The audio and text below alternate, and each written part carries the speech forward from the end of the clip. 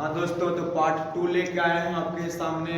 जो 1 फरवरी 2024 को 12th board का एग्जाम होने वाला है, उसके लिए बायो का 2 अंक का इम्पोर्टेड क्वेश्चन। तो आइए देखते हैं। जैविक खाद के उपयोग से होने वाले दो लाभ। देखिए, जैविक खाद मिट्टी की उर्वरक क्षमता को बनाए रखता है, क्योंकि जैविक खाद जो है एक देहाती खाद है जिसको केचुए से, गोबर से बनाया जाता है।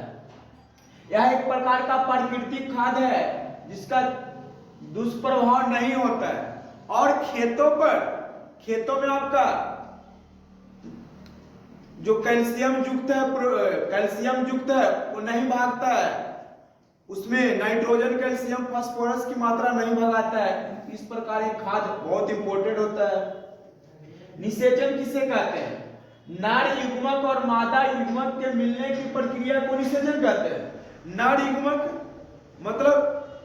युग्मक शुक्राणु और मादा युग्मक अंडाणु दोनों को मिलने की क्रिया को निषेचन कहा जाता है।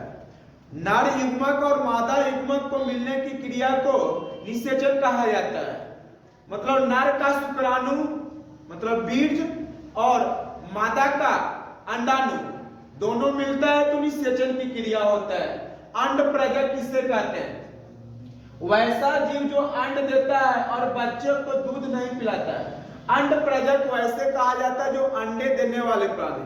अंडे देने वाले प्राणी कहने का मतलब अंडे देने वाले प्राणी में निषेचन होता है और ना भी निषेचन हो सकता है। मतलब 2 प्रकार के, बिना निषेचन के भी होता है और निषेचन से भी होता है।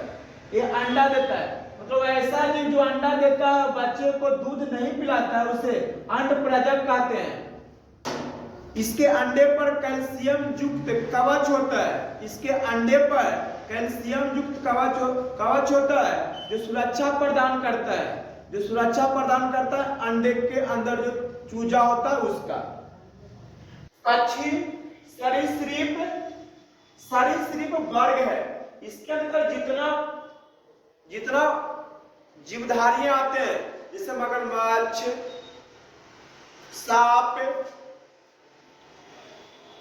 रेंगने वाले मतलब जमीन पर सतह से चलने वाले सरीसृप के अंतर्गत आते हैं।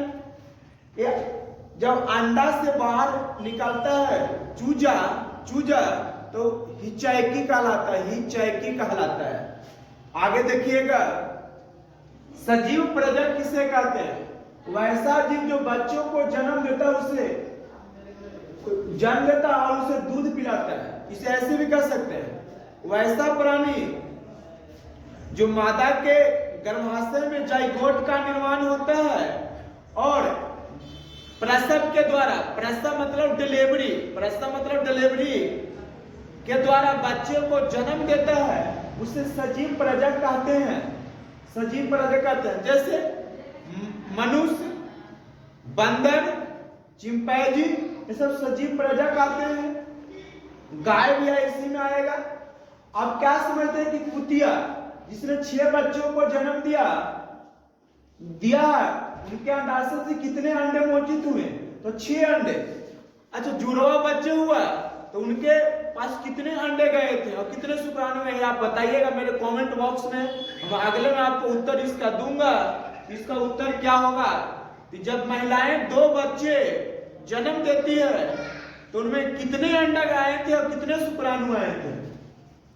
प्रसव क्या है? प्रसव को प्रेरित करने में हार्मोन, प्रसव गर्भ के पूर्ण समय पता है कि हमारे महिलाओं में 9 महीना प्लस माइनस 9 दिन भी होता है, 7 दिन होता है, लेकिन ऐसे 9